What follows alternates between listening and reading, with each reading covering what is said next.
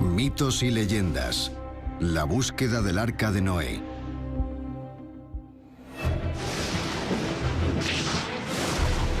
Es una de las mayores historias jamás contada que ha hecho las delicias de generaciones de escolares. ¿Pero podrían Noé y su arca haber existido de verdad?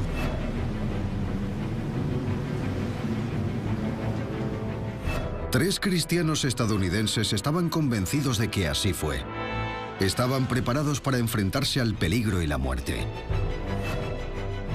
Su nombre en turco es Agridak, la montaña del dolor. Varias personas murieron a lo largo de los años. Un hombre que trabajaba para nosotros recibió un disparo. Tenía cortes de la cabeza a los pies por las rocas. Pero mereció la pena todo el dolor. Estos hombres se embarcaron en una misión por algo más que la gloria personal. Estaban dispuestos a arriesgar sus vidas porque creían que todo lo narrado en la Biblia había sucedido en realidad. Encontrar el Arca de Noé sería la prueba definitiva.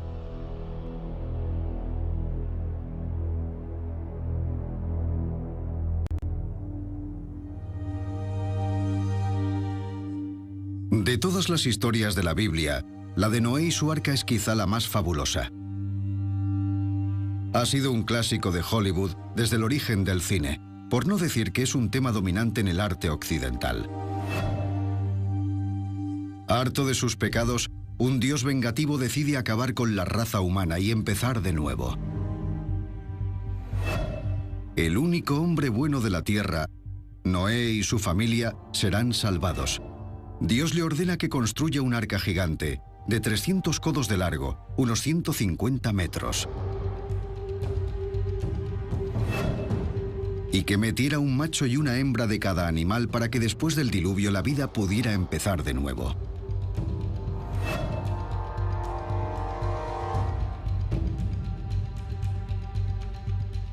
¿Es solo una historia o podría haber sido real?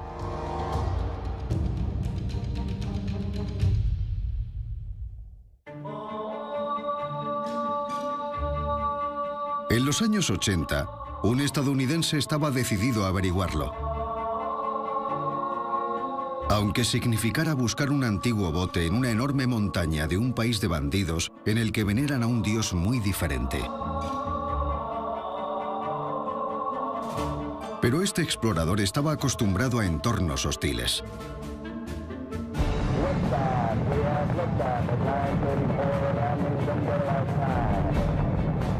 El coronel James Irwin fue uno de los pioneros de los viajes espaciales. ¡Madre mía! Realmente, esto es precioso. En 1971 fue el piloto del módulo lunar del Apolo 15 y se convirtió en la octava persona en caminar por la superficie de la Luna. Mira, creo que es lo que buscábamos. Más vale que os lo creáis. Sí, señor, hacedme caso. Se pasó 3 días caminando por la Luna y recogiendo muestras, entre ellas la roca Génesis. Tiene buena pinta. Es una mina de oro. Podría haber diamantes. A simple vista parece una roca más. Pero los cristales de gran tamaño demuestran que es una sección de la primera corteza lunar que se formó durante el origen del sistema solar. Fue una clave para resolver muchos misterios y sigue siendo una de las pistas más importantes para descifrar el proceso de formación de la Luna, la Tierra y los planetas. Esa roca hizo famoso a Gene Irwin. Recibió su nombre por el libro del Génesis, la primera parte de la Biblia que cuenta la historia de la creación del mundo. Según la Biblia, esto ocurrió hace 6.000 años, pero cuando los científicos examinaron la roca, anunciaron que era mucho más antigua y tenía miles de millones de años. Pero lo que el público no sabía era que en la Luna, el coronel Irwin vivió algo mucho más profundo. Contacto. Roger, ¿me recibes? Lo que le impulsó durante los últimos 20 años de su vida fue la experiencia que vivió en la Luna. Tuvo problemas porque el rover lunar no funcionaba. El rover lunar era el vehículo que se había diseñado específicamente para soportar las precarias condiciones de la superficie lunar, pero tuvo un grave problema. La dirección no funcionaba. La dirección no funciona, Joe. ¿Lo has comprobado? Sí. La misión corría peligro. Había llegado tan lejos para nada. Estamos avanzando, Joe. Recibido. Era un vehículo de tracción a las 4 ruedas, pero no todas funcionaban. Aunque lo intentaron, no pudieron solucionarlo. Nadie del centro de control, a 400.000 kilómetros de distancia en Houston, Texas, tenía ni idea de lo que hacer. Esa noche, Gene Irwin rezó a Dios. Qué bien sienta salir y estirar las piernas. A la mañana siguiente, sus plegarias obtuvieron respuesta. 1 de agosto, Scott e Irwin se preparaban para su segundo día en la Luna, y mientras Scott comprobaba la tracción delantera del rover que no funcionaba... ¿Sabes lo que creo que hiciste anoche, Joe? Enviaste a alguien a que la arreglara, ¿verdad? ¿Funciona? Sí, señor, funciona, amigo mío. Fantástico. Funcionaba, y no habían hecho nada, solo lo arrancaron. Decía que en algunas ocasiones durante el vuelo había sentido la presencia de Dios. Mira esas colinas, Jim. Están preciosas con esa luz. Es genial. Me recuerda a mi pasaje preferido de la Biblia. Alzo mis ojos a los montes. ¿De dónde vendrá mi auxilio? No hacía más que mirar por encima del hombro porque sentía que había alguien más. Luego dijo que tenía que ser Dios. Eso tuvo un gran impacto en su vida y cambió toda su perspectiva. Cuando volvió de la Luna, dedicó el resto de su vida a transmitir el mensaje de Dios.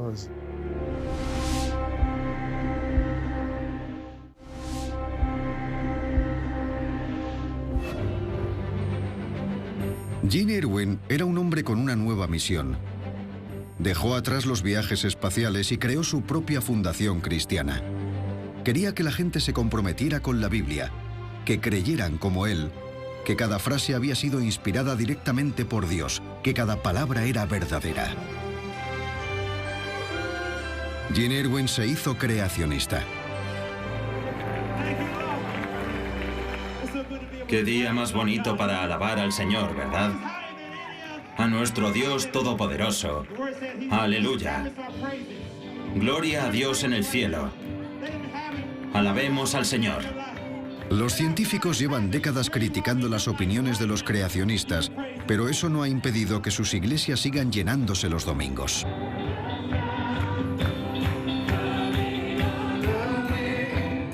Puede que otros se burlen de ellos, pero en Manassas, al norte de Virginia, están bastante convencidos de que la evolución no es real.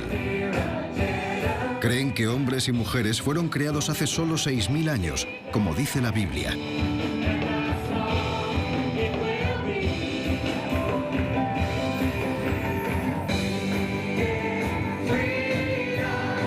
¿Y qué mejor manera de demostrarlo que encontrando el arca de Noé? No solo transformaría nuestra opinión sobre el origen de las especies, sino que sería una prueba clara de la existencia de Dios.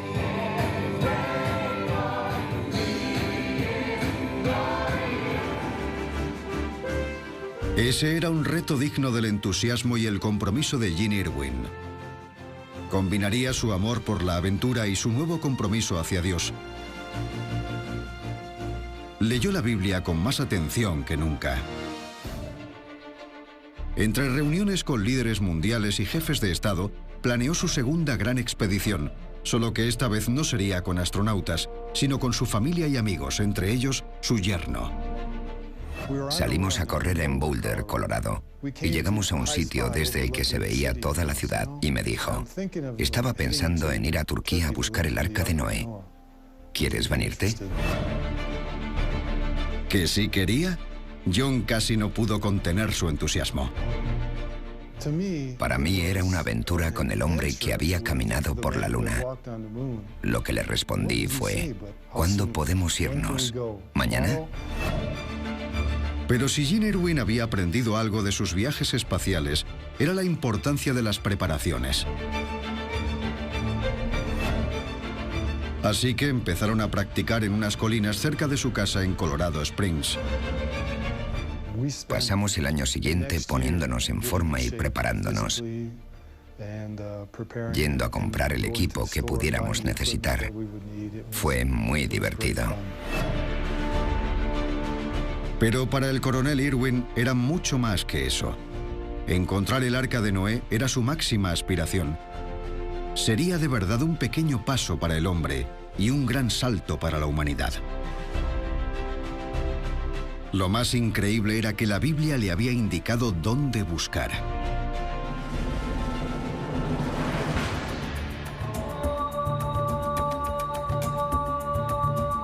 El libro del Génesis lo dejaba bastante claro. Después del diluvio, el Arca de Noé había ido a parar al monte Ararat.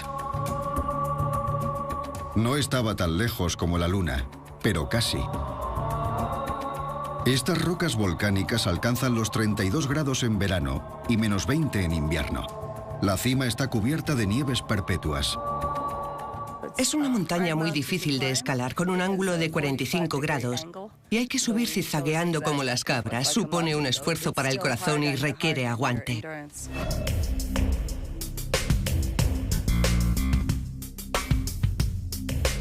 La montaña no solo mide 40 kilómetros de ancho, sino que tiene una superficie de casi 1000 kilómetros cuadrados. El arca podría estar en cualquier parte. Por fortuna, existían algunas pistas de gente que había estado allí antes. Hace 2000 años, el historiador judío Flavio Josefo describió cómo los granjeros locales mostraban restos del arca a los curiosos que quisieran verlos. En el siglo VII, San Isidoro de Sevilla afirmó que en el monte Ararat se podían ver restos de madera del arca. Y el viajero veneciano del siglo XIV, Marco Polo, pasó por Ararat llamándolo la montaña del Arca de Noé. Y si estas referencias eran antiguas y vagas, había pruebas más recientes. En los años 50, el explorador francés Fernand Navarra encontró unos maderos que sobresalían de un precipicio. Consiguió coger uno y bajarlo a la base a pesar de sufrir del mal de altura. Pero cuando la madera fue examinada, los resultados fueron inconclusos. Algunas pruebas la situaban en la época según la cual se produjo el diluvio universal. Pero la datación por radiocarbono indicó que era mucho más reciente, probablemente del siglo VI a.C. Aún así, Navarra fue solo una de las 200 personas que han afirmado ver los restos del arca en los últimos 2 siglos. Muchos eran granjeros locales que llevaban a su ganado a pastar en la montaña durante los meses estivales. La mayoría de los testimonios trataban sobre un objeto parecido a un arca situado entre los 4000 y los 5000 metros de altitud, en la cara norte de la montaña. Ahí fue donde Jim Irwin decidió buscar. El verano de 1982 comenzó la ascensión del monte Ararat con un pequeño equipo del que formaba parte su yerno, John Christensen. La primera noche la pasamos en el campamento base, que estaba en una llanura. Y al despertarnos estaba lloviendo y vimos un arco iris que llegaba justo hasta el campamento. Nos pareció una buena señal porque justo después del diluvio universal se vio un arco iris y pensamos que no podíamos haber empezado mejor.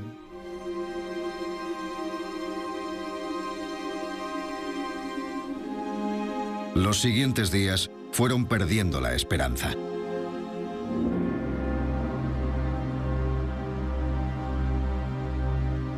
Exploraban cada grieta, barranco o glaciar en los que pudieran estar los restos de un antiguo bote, pero el arco iris no volvió a aparecer.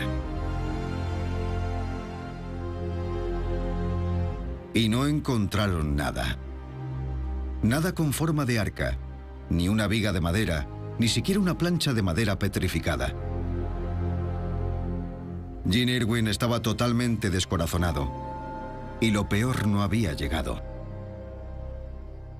Nos dijo que se volvía al campamento base y por desgracia no cumplió su propia norma de no ir solo.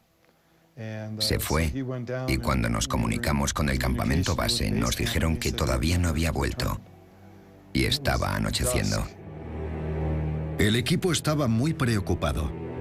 El monte Ararat no era un buen sitio para pasar la noche solo. Empezamos a buscar desde arriba y bajamos todo lo que pudimos. Pero entonces anocheció y era demasiado peligroso, así que retrocedimos y esperamos a la mañana siguiente. Temían lo que pudieran encontrarse.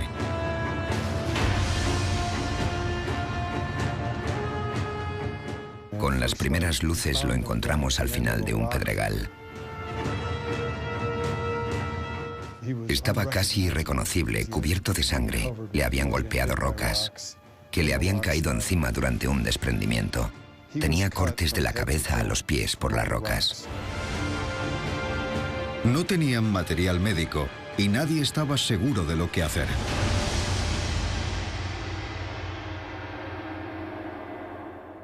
Cogieron alcohol y se lo echaron en las heridas abiertas.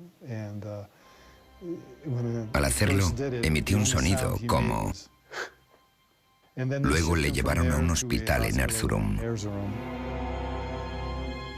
Estaba en la cuerda floja. Había perdido mucha sangre. Tuvo mucha suerte de sobrevivir. Fue una experiencia terrible para un hombre que había llegado hasta la luna. Pero no impidió que volviera muchas más veces, aunque siempre regresara con las manos vacías.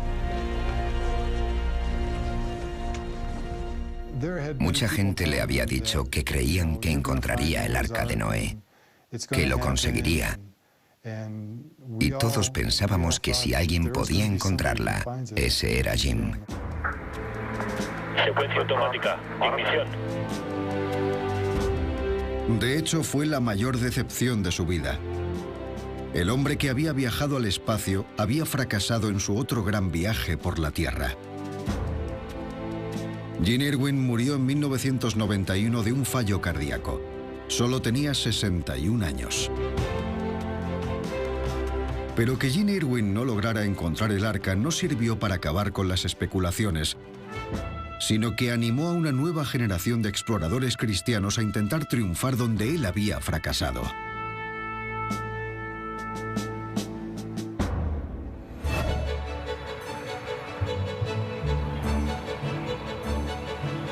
En los barrios residenciales de Estados Unidos, buscar el arca se puso de moda. Era el tipo de aventura a la que podía aspirar cualquier joven creacionista.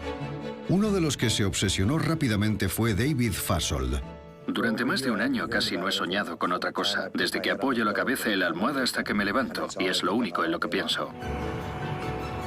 Creció después de la guerra, en una época de progreso y prosperidad. En cada esquina había una iglesia. Se alistó en los Marines y formó parte de una compañía de rescate. Buscando barcos hundidos, le picó el gusanillo de la exploración. ¿Y qué mejor barco podía buscar que el Arca de Noé?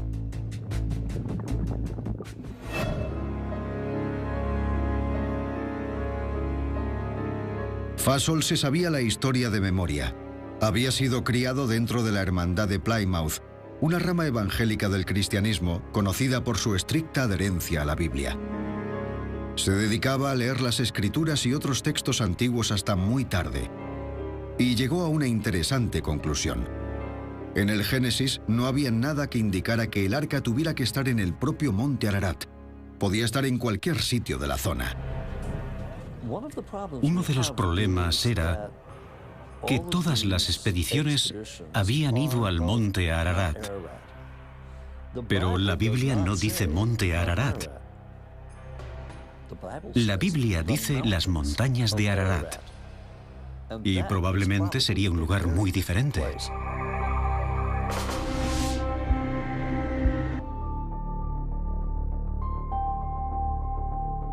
En 1959, un piloto turco que sobrevolaba el monte Ararat en una misión cartográfica por orden del gobierno se fijó en un extraño montículo situado a 27 kilómetros al sur.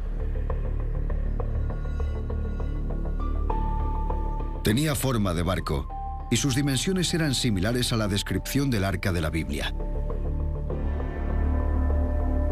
Su altura era exactamente la misma. En cuanto David Fasold lo vio, estuvo seguro de que era un naufragio.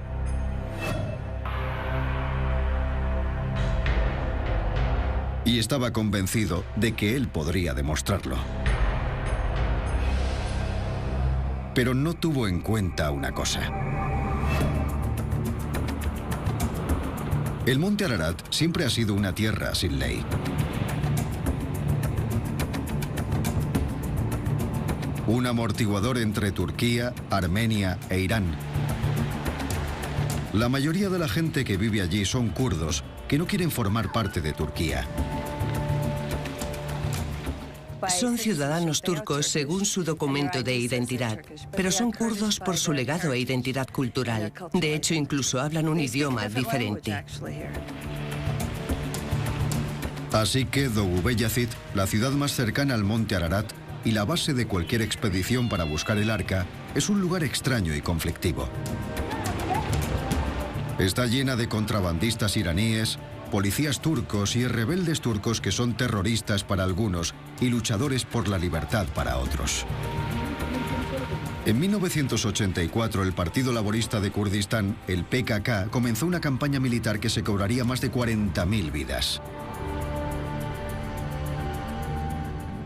El paisaje puede parecer bíblico, pero sus problemas son muy actuales. El gobierno turco ha convertido la provincia occidental, la primera línea defensiva de la OTAN, en una enorme base militar que se rige por la ley marcial. Puede que sea exótico, pero también tenso.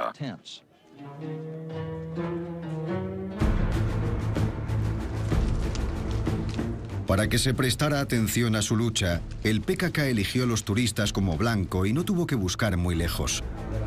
El coronel Gene Irwin había colaborado a que Doğu Beyazıt se convirtiera en un imán para nuevos grupos cristianos de buscadores del arca.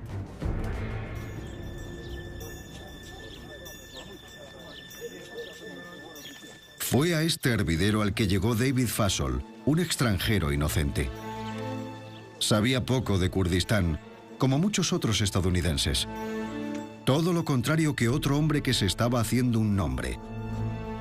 Ron Wyatt, un enfermero retirado de Kalamazoo, Michigan, que se había reinventado como explorador cristiano y parecía conocer a todo el mundo en la ciudad. Wyatt estaba convencido de que el lugar en el que había que buscar el arca no estaba en el propio monte Ararat, sino en el montículo de Durupinar. El barco vino justo por aquí. David Fasold había encontrado un espíritu afín y tenía algo de lo que Ron Wyatt carecía, la mente de un ingeniero. Se asociaron y decidieron realizar una exploración exhaustiva que por fin convencería a los más escépticos. ¿Alguna vez has visto algo así? Mira la textura que tiene, casi parece madera. Fasold llevaba las riendas. Cualquier barco de la época, afirmaba, habría tenido remaches de hierro para unir las tablas y que pudiera flotar. Así que para demostrar que los restos del arca estaban enterrados allí, solo tenían que buscar hierro. Eso por lo menos demostraría que allí había un antiguo barco. ¿Y qué barco podría ser aparte del arca? Bajo la mirada de las cámaras y una máquina de aspecto extraño, que según algunos era un generador de frecuencias moleculares y según otros un detector de metales venido a más, Fasold comenzó la búsqueda. Pronto obtuvo un resultado. Su máquina detectó un patrón de hierro de 150 metros de largo, exactamente los 300 codos egipcios que mencionaba la Biblia. ¿Podría tratarse del arca? David Fasold y Ron Wyatt estaban totalmente seguros de que así era, como todavía recuerda su guía de aquella época. Decidieron que el arca de Noé tenía que estar allí. Así fue como ocurrió. Compraron unas ovejas en el pueblo e hicieron ofrendas de acuerdo con su propia religión. Cuando terminaron de rezar, dijeron: Vamos a rezar según el rito islámico y matemos las ovejas como un sacrificio. Entonces las cortaron y dieron la carne a la gente, trozo a trozo. Eso bastó para convencer a la gente de la zona. Pero Fassol y Wyatt sabían que el resto del mundo necesitaría algo más. En un campo a los pies del monte Ararat, habían descubierto varias piedras que, según ellos, podrían haber servido de ancla, estabilizando el arca en las turbulentas aguas, como habían predicho las Sagradas Escrituras. Son unas piedras extrañas. Cuando los primeros cristianos las encontraron, grabaron en ellas 8 cruces por los 8 supervivientes. Todo el valle se conoce como la región de los 8. Dijeron que era señal inequívoca de que las generaciones anteriores las consideraban sagradas. Según la Biblia, en el arca iban 8 personas. ¿Sería una coincidencia? Para el gobierno turco fue suficiente, que lo vio como una oportunidad comercial. Declaró Durupinar Parque Nacional y se abrió un centro de visitantes.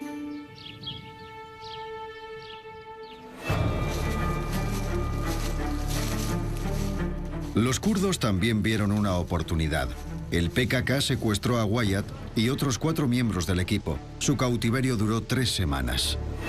Ron Wyatt pesa 10 kilos menos y camina con una ligera cojera, pero goza de buena salud después de haber sido rehén durante 3 semanas. Cuando fueron liberados ilesos, fue todo un acontecimiento mediático. No hablaban nuestro idioma, pero recibimos el mensaje. Nos dijeron que levantáramos las manos. Y entonces nos llevaron a las colinas. Wyatt dice que él y sus compañeros fueron preparados para su ejecución. Nos habrían matado. Wyatt parecía gozar de un buen estado de salud y de ánimo. Dijo que estaba más convencido que nunca de haber descubierto el Arca de Noé. Los cristianos estadounidenses los trataron como héroes. El descubrimiento de Fassol y Wyatt les consiguió fama, programas especiales en televisión y bestsellers.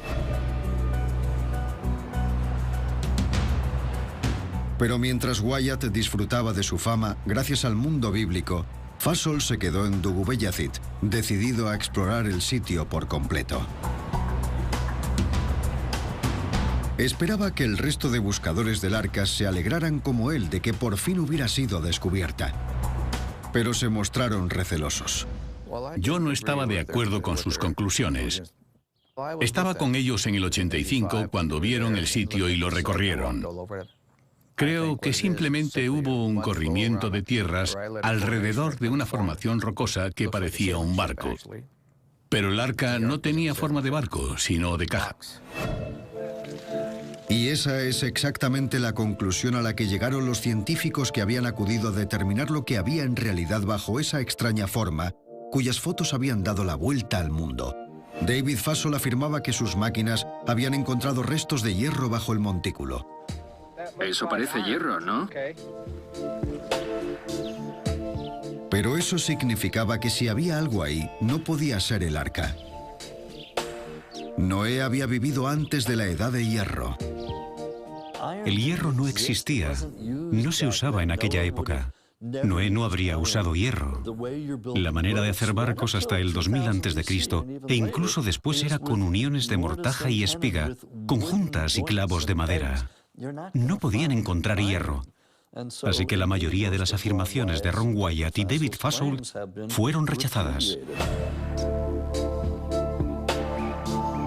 Ese arca resultó ser una formación totalmente natural, que solo había llamado la atención por su cercanía al monte Ararat.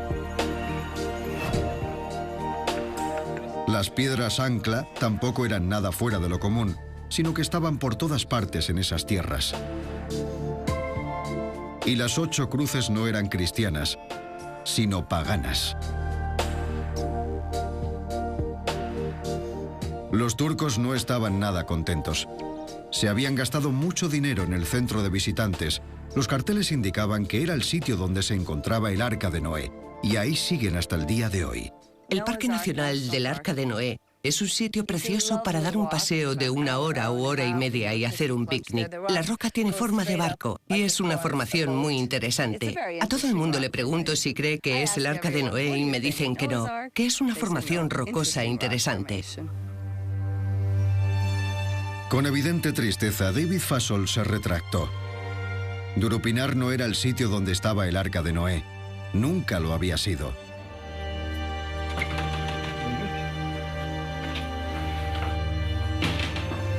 Durante muchos años había creído que era mucho más. Y después de que sus creencias se tambalearan, nunca se recuperó.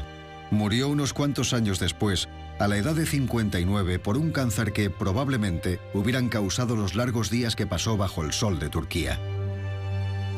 La búsqueda del arca de Noé le había salido todavía más cara que a Jim Irwin.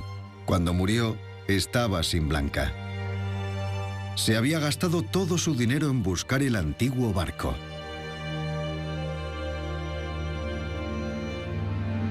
Poco antes de su muerte dijo que la brillantez intelectual no garantiza tener razón.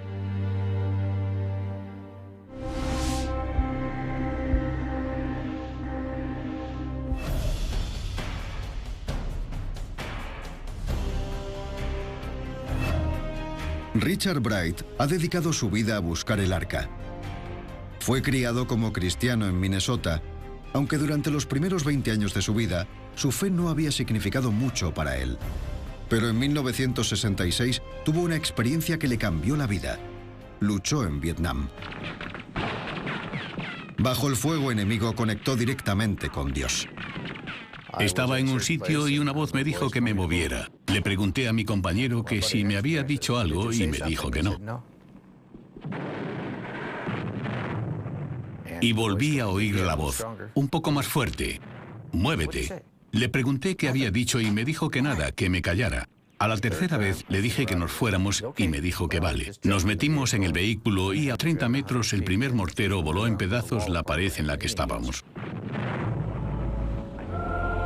Bright está convencido de que era la voz de Dios y de que le salvó la vida.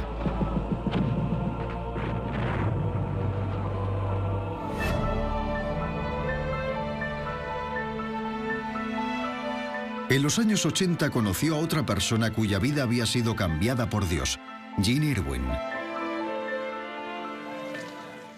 Subí a la montaña con Jim las primeras 2 veces y en el año 86 le acompañé en su tercer viaje. En algún momento plantó una semilla que no ha dejado de crecer. Esa semilla lleva creciendo desde entonces. Al igual que Irwin, estaba y está totalmente convencido de que el arca se encuentra en algún lugar del propio monte Ararat. Durupinar era una pista falsa. Cuando Irwin murió, Bright siguió intentando encontrar el arca en la montaña, compaginándolo con su trabajo como piloto para Continental Airlines. Creo que la estructura existe, estoy seguro. He puesto mi vida en peligro muchas veces, al igual que otras personas que son brillantes y reputados investigadores.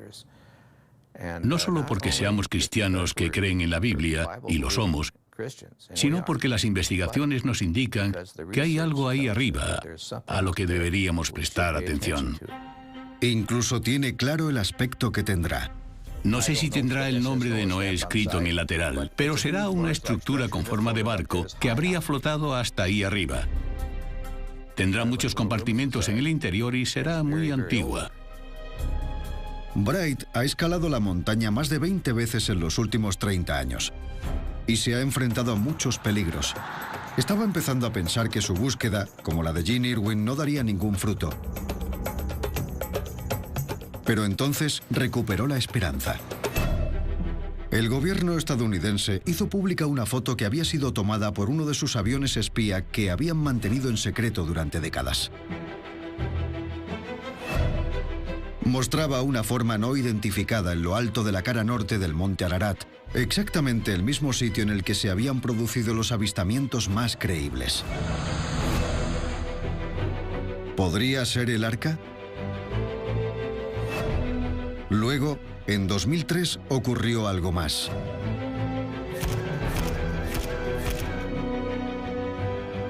Nuevas fotos por satélite mostraban algo que parecía la proa de un barco. Todo parecía indicar que la larga búsqueda de Bright por fin llegaría a su fin. Entonces conoció a un testigo, Un pastor kurdo le contó a Bright, con detalles muy convincentes, que había visto el arca en lo alto de la montaña cuando era pequeño. Un pastor me llevó a un lugar en el que afirmaba que 40 años antes había visto algo que sobresalía de un cañón, bajo el hielo. Era una larga escalada por la ladera. Finalmente llegaron a la altiplanicie en la que el pastor afirmaba haber visto el antiguo barco. Nerviosos siguieron adelante. ¿Podría tratarse del arca?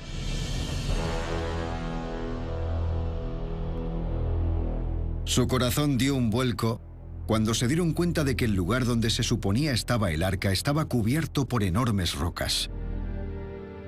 Abrimos un agujero, pero no encontramos nada. El pastor nos ayudó. Quería demostrarnos que estaba diciendo la verdad. No creo que mintiera.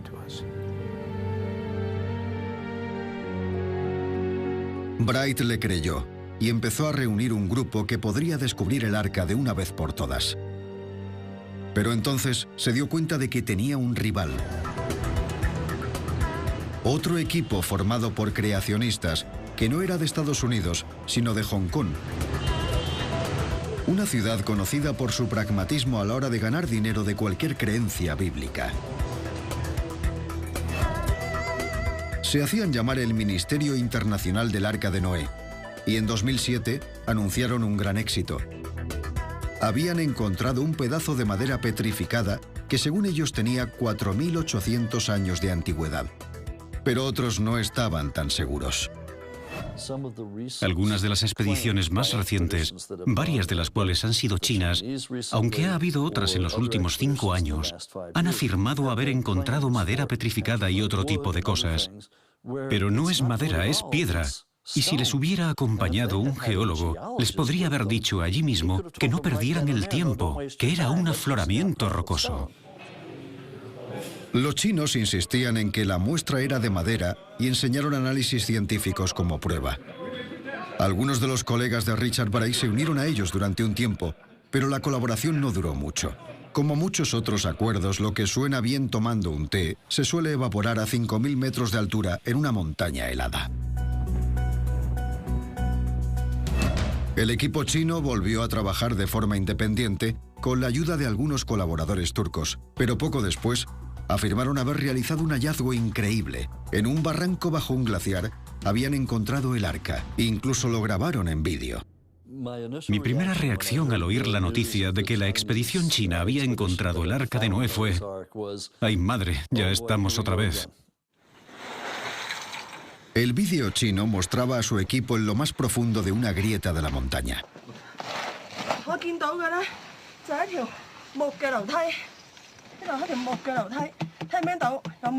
Encajada entre unas paredes de hielo, había una estructura de madera cuyo tamaño coincidía con la descripción de la Biblia.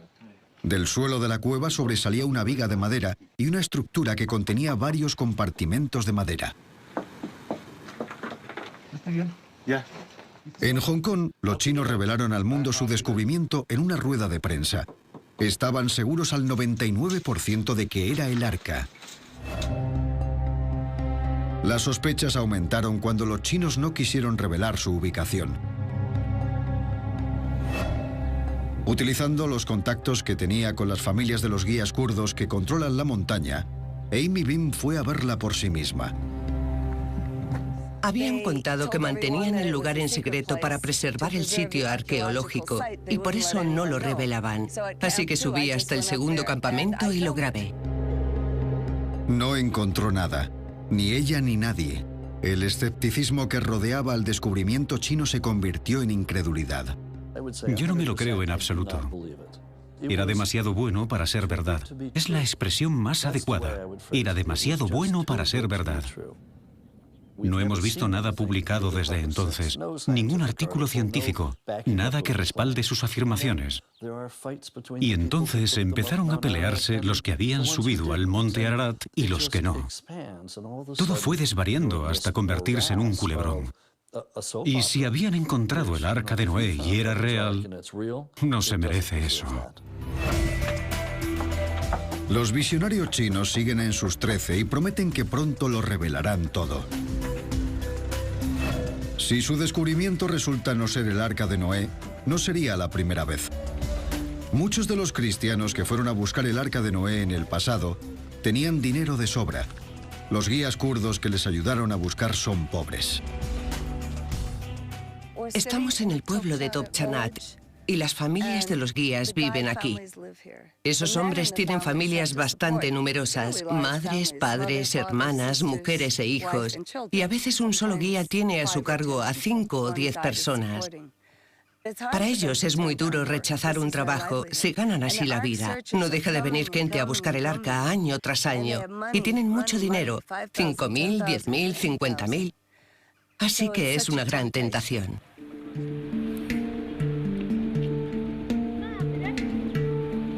Es verano en el valle. Las nieves han retrocedido en el gran monte Ararat. Todo el mundo espera con ganas la corta temporada turística. Pronto llegarán los primeros escaladores. Los chinos han vuelto decididos a demostrar al mundo que realmente han encontrado el arca.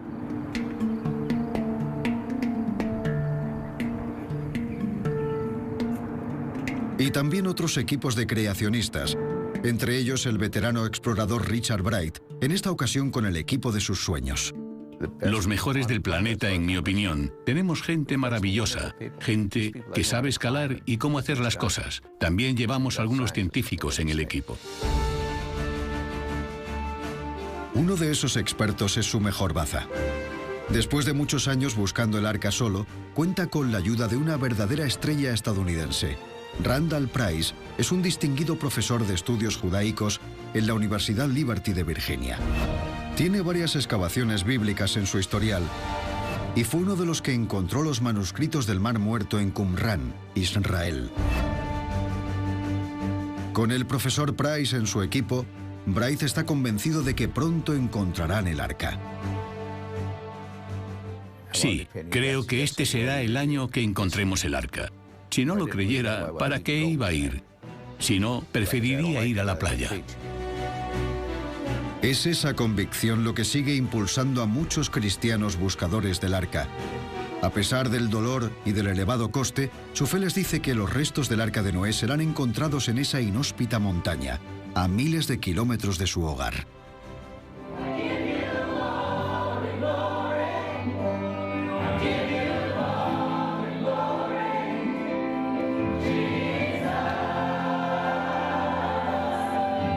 La sinceridad religiosa de buscadores del arca como Gene Irwin, David Fassol y Richard Bright queda fuera de toda duda, incluso para aquellos que no comparten sus creencias. Richard Bright va en busca de algo en lo que cree profundamente. Si hay algo ahí, creo que lo encontrará. Cuando conocí a Richard intentó que me convirtiera. No hacía más que decirme: Amy, por favor, abre tu corazón a Jesús. Intento salvarte antes de que sea demasiado tarde. Y yo le dije: Richard, si encuentras el arca de Noé en esa montaña, empezaré a creer. Nos da igual quién la encuentre o dónde esté. Solo queremos que aparezca, porque creemos que sí existe y estamos a punto de encontrarla. A punto.